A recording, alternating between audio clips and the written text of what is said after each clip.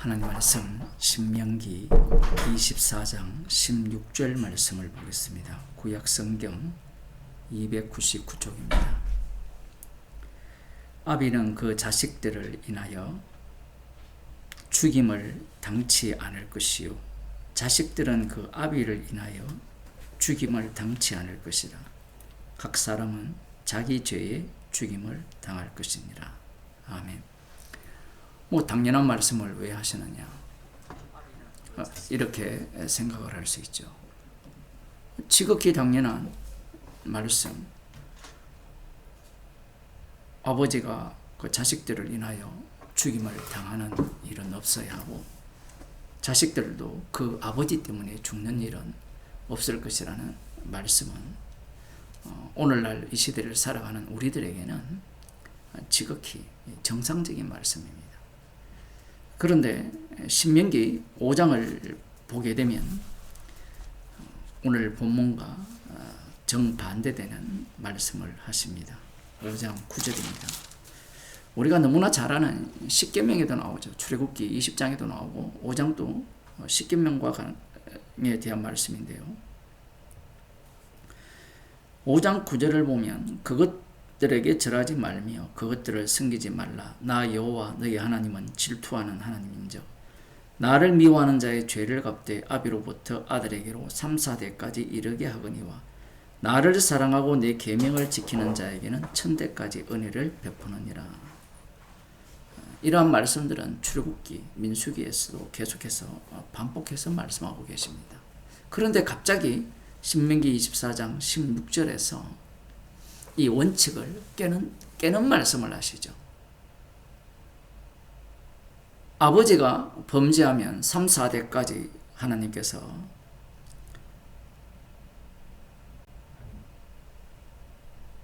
죄를 갚으시겠다고 말씀하셨거든요. 그리고 아버지가 만일에 순종을 한다면 1000대까지 은혜를 베푼다라고 말씀하셔놓고, 이제 와서 아버지는 아들의 죄 때문에, 아니면 아들은 아버지의 죄 때문에 그 죄값을 치르는 일은 없다고 말씀을 하시는 겁니다. 이 두 가지 말씀입니다. 제가 다시 말씀드립니다마는 여호와 하나님께서 두 가지 말씀을 동시에 하시는 거예요. 인간들의 문제가 무엇이냐 하면 하나님에 대한 상이 따로 있어요. 하나님이라면 율법이라면 한 가지를 말씀하실 것을 생각하는 겁니다. 그것이 우상이거든요. 그래서 신명기 5장과 지금 24장에 나오는 말씀이 서로 상반되고 충돌이 될 때 인간들은 나름대로 하나의 논리를 끄집어내고자 합니다. 그러나 그런 식의 성경 해석은 하나님께서 용납하지 않죠. 모든 말씀의 1.1핵이라도 버리는 자는 하나님으로부터 용서받지 못할 자가 되는 거죠. 여호수아 7장 24절에서 25절을 보면 이 신명기 말씀이 바로 실행되는, 적용되는 본문인데요. 아간이 여리고성 전쟁을 할 때 여호와 하나님의 말씀에 순종하지 않고 몰래 빼돌린, 여호와께 바쳐야 될 그 물건을 자신 앞으로 빼돌렸죠. 그 일로 인하여서 여호와 하나님께서 이 아간을 찾아내시고 심판을 하시는데, 24절을 보면 여호수아가 이스라엘 모든 사람으로 더불어 세라의 아들 아간을 잡고 그 은과 외투와 금덩이와 그 아들들과 딸들과 소들과 나귀들과 양들과 장막과 무릇 그에게 속한 모든 것을 이끌고 아골 골짜기로 가서 여호수아가 가로되 네가 어찌하여 우리를 괴롭게 하였느냐. 여호와께서 오늘날 너를 괴롭게 하시리라 하니 온 이스라엘이 그를 돌로 치고 그것들도 돌로 치고 불사르고 그 위에 돌무더기를 크게 쌓았더니 돌무더기 쌓아버리면, 불살은 상태에서 무더기 쌓아버리면 확실한 죽음이죠. 흔적을 남기는 거고요. 아간만 죽은 것이 아니라 아들들과 딸들과 함께 죽입니다. 이 말씀에 의하면 다 죽여버리면 3, 4대까지 갈 필요도 없죠. 그런데 신명기 24장 16절 오늘 본문에 의하면 아비의 죄로 아들이 그 죄값을 치르지 않는다라고 말씀을 하셨잖아요. 그러면 어느 장단에 춤을 춰야 됩니까?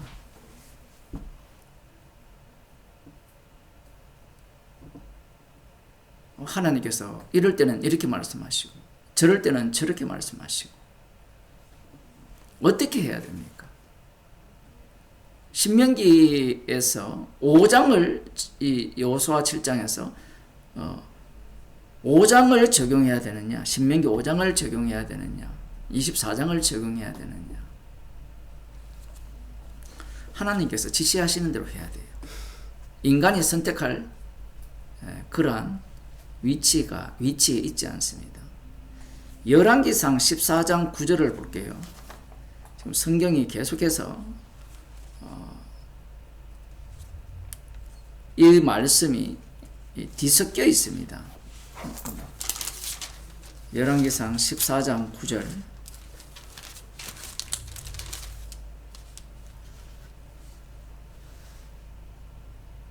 너희 이전 사람들보다 악을 행하고 갓서 너를 위하여 다른 신을 만들며 우상을 부어 만들어 나의 노를 격발하고 나를 네 등 뒤에 버렸도다. 그러므로 내가 여로보암의 집에 재앙을 내려 여로보암에게 속한 사내는 이스라엘 가운데 매인자나 노인자나 다 끊어버리되, 여기에도 보면 범죄로 인하여서 여로보암에게 속한 모든 자들을 진멸하겠다라고 말씀합니다. 그러면 이 여호수아 7장 말씀과 동일한 말씀이 되죠. 그런데 열왕기하 14장 6절을 봅시다.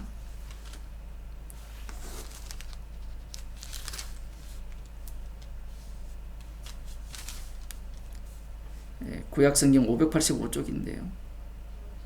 왕을 죽인 자의 자녀들은 죽이지 아니하였으니, 무슨 얘기냐면 1절부터 보면 이스라엘 왕 여호아하스의 아들 요아스 2년에 유다왕 요아스의 아들 아마샤가 왕이 되니 위에 나아갈 때에 나이 25세라 예루살렘에서 29년을 치리하니라. 그 모친의 이름은 여호아따니라. 예루살렘 사람이더라. 아마샤가 여호와 보시기에 정직히 행하였으나 그 조상 다윗과는 같지 아니하였으며 그 부친 요아스의 행한 대로 다 행하였어도 산당을 제하지 아니하였으므로 백성이 오히려 산당에서 제사를 드리며 분향하였더라.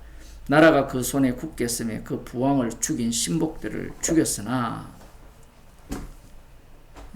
왕을 모반한 자들이 있었다라는 거죠. 모반한 자들은 죽였지만 왕을 죽인 자의 자녀들은 죽이지 아니하였으니 이는 모세의 율법책에 기록된 대로 함이라. 모세의 율법책이 어디 있냐면 신명기 24장 16절입니다. 여기에서는 왜 신명기 5장 9절 말씀을 적용하지 않고 24장 16절 말씀을 적용하느냐? 우리가 그 정답을 찾을 수가 없어요. 이 내용은 이제 이후에 그것이 드러나요. 예레미야 31장 29절을 보겠습니다.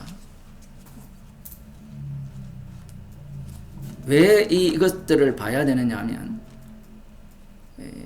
이 율법들이 서로 상반되고 충돌되는 것 같지만 궁극적으로 어떠한 것들을 끄집어내는가를 볼 수 있습니다. 31장 29절을 보면 그때 그들이 다시는 이르기를 아비가 신포도를 먹음으로 아들들의 이가 시다하지 아니하겠고 신포도를 먹는 자마다 그 이가 신같이 각기 자기 죄악으로만 죽으리라. 각기 자기 죄악으로 죽는다는 거예요. 이거 신명기 24장 16절 말씀이거든요. 그러면서 이제 새 언약을 말씀합니다. 이 말씀이 새 언약과 연관이 되어 있고요. 에스겔 18장에도 비슷한 말씀이 나옵니다. 그러면 우리들은 이런 질문을 할 수 있죠. 십계명에 의하면 아비가 죄를 범하면 3, 4대까지 그 죄값을 하나님께서 치르게 하겠다. 저주를 내리겠다. 라고 말씀을 하시고, 아비가 순종을 하면 1000대까지 은혜를 베풀겠다라고 말씀하신 것과 이 본문과 이 상충이 되는데, 이걸 어떻게 해결해야 됩니까? 어떻게 해결할까요? 지금 에레미야, 에스겔로 넘어오게 되면 이 바빌론에 의해서 예루살렘 성전은 거의 멸망당하는, 곧 불타버리는 그런 상황으로 내몰리게 되는데, 그러면 이때 이들은 이 말씀을 보면서 어떤 생각을 할 거냐라는 거예요. 예수님 때가 되면 종말이거든요. 이 종말에 등장하는 바리새인과 서기관들은 이 창세기부터 말라기까지 꿰뚫고 있다라고 보셔야 돼요. 우리가 교회를 다니면서 목사들이 바리새인과 서기관들을 하도 까니까 그들의 수준이 너무 낮다라고 생각하는데, 예수님도 그들의 일을 칭찬했거든요. 종말에 나타나는 신학의 깊이는요, 인간이 만들어내는 최정점의 신학입니다. 그래서 그들이 막무가내로 성경을 연구한 것이 아니라 성경 전체를 잡아가서 전체가 어떻게 흐르고 있고 무엇을 지향하고 있는가를 다 꿰뚫고 있어요. 잘 보세요. 이 신명기 5장에 나오는 이 아버지가 범죄하면 3, 4대까지 저주를 내린다는 말씀이 24장 16절로 가면 자기 죄로 말미암아 심판을 받을 것이라고 말씀을 하셨을 때, 그러면서 이제 이스라엘 백성들이 이 북이스라엘이 멸망당하고 남유다도 멸망을 당하잖아요. 그러면 마지막 때 자신의 그 위치를 어디에 두겠느냐라는 거예요. 개별적인 신앙에 두겠습니까? 아니면 조상이 멸망했기 때문에, 그 하나님께 범죄했기 때문에 멸망당한다라고 생각하겠어요. 마태복음 23장을 봅시다. 여기에 이들이 신학이 나오는데요. 어떤 신학이냐 하면,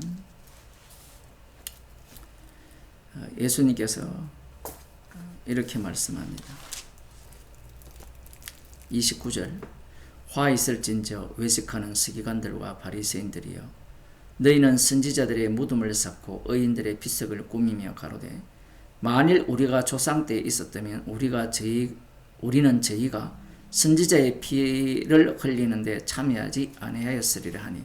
지금 이 해석법이 어떤 해석법이에요? 신명기 5장 9절의 해석법입니까? 아니면 24장 16절의 해석법이에요? 개별적인 죄로 개별적인 심판을 받는다는 거예요. 자신들은 조상과 상관이 없다라는 논리를 갖고 있죠. 이 신학이 지금 종말 때 드러난 바리새인과 서기관의 신학입니다. 그런데 예수님께서는 어떻게 해석을 하느냐라면, 너희가 선지자를 죽인 자의 자손됨을 스스로 증거함이로다. 희한하게 말씀하시죠. 만일 우리가 조상 때에 있었다면 우리는 저희가 선지자의 피를 흘리는데 참여하지 아니하였으리라 말하니까, 너희들은 선지자들을 죽인 자의 자손됨을 스스로 증명하고 있고, 너희가 너희 조상의 양을 채우라. 조상처럼 하지 않겠다는 게 뱀이요 독사의 새끼들이라는 겁니다. 예수님은 이 바리새인과 서기관을 너무 잘못 본 거 아니에요? 반성하는 그 태도가 무엇이 문제입니까? 결국은 이들은 무엇을 모르느냐 하면, 율법이 상충되는 두 내용을 주게 되면, 율법을 주신 목적이 뭐라 했습니까? 죄 아래 가두어 두고 그들이 악하기 때문에 주신 율법이거든요. 그러면 신명기 5장에 나오는 조상의 죄 때문에 우리 전체가 멸망당한다. 그런데 말씀을 연구해 보니까 살 길이 있더라. 조상 때문에 내가 죽는 게 아니고 내가 하나님의 뜻대로 살면 구원을 얻는다. 그 논리를 끄집어내는 거예요. 그게 지금 이 바리새인과 서기관들의 신학인 겁니다. 여기에 대해서 예수님이 그것이 바로 뱀이요 독사의 새끼라는 겁니다. 자기 구원에 미친 거죠. 율법을 주신 목적을 이들은 알지 못합니다. 사울이 주님이 찾아오시기 전에는 이 율법을 주신 목적을 모르죠. 이들과 똑같은 해석을 했습니다. 그런데 주님이 찾아오시니까 이 신명기 5장의 율법과 신명기 24장의 율법이 다르게 주신 이유가 그 악함을 드러내기 위해서고, 결국은 조상들과 같은 죄를 짓지 않기 위해서 살아온 그 신앙생활이 하나님의 아들을 죽이는 이 뱀들이요 독사의 새끼들임을 드러나는 그러한 모습으로 나타나게 되었다라는 겁니다. 율법을 통해서 구원 얻는 법을 준 게 아니에요. 축복 얻는 비법을 준 게 아니에요. 선악과를 먹은 자들은 이러한 율법을 주시면 살 길을 자꾸 찾아요. 아비의 죄 때문에 자식이 그 저주를 받지 않고, 자식의 죄 때문에 아비가 죽지 않을 것이라니까, 죽지 않을 법이 있구나, 이렇게 생각을 하는 거예요.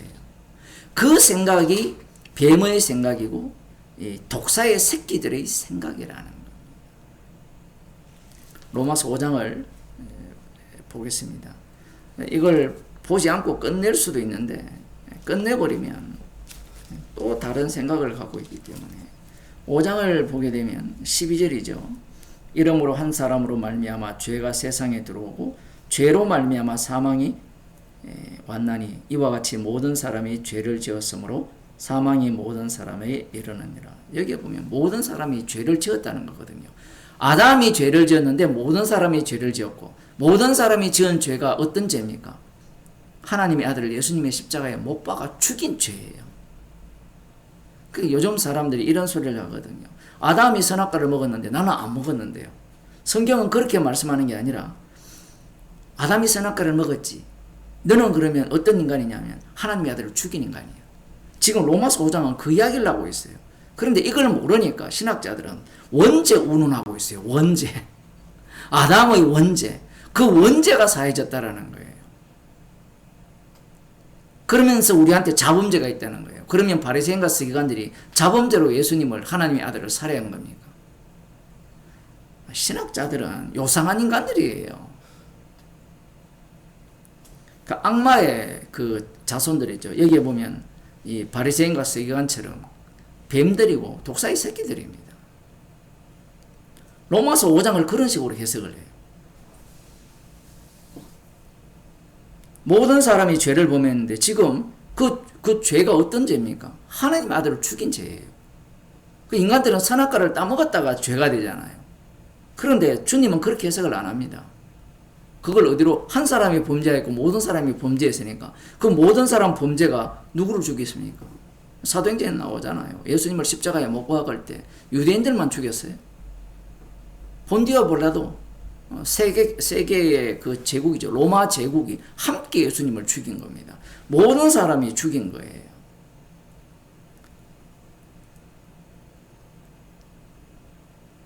사망이 왔나니 이와 같이 모든 사람이 죄를 지었으므로 사망이 모든 사람에게 이르느니라. 사망이 이르렀다는 것은 모든 사람이 죄를 지었다라는 거예요. 이 최종적인 사망은 누구에 의해서 드러납니까? 십자가에 못 박혀 죽으신 예수님에 의해서 모든 사람이 죽었다라는 것이. 그 죽음은 어떤 죽음입니까?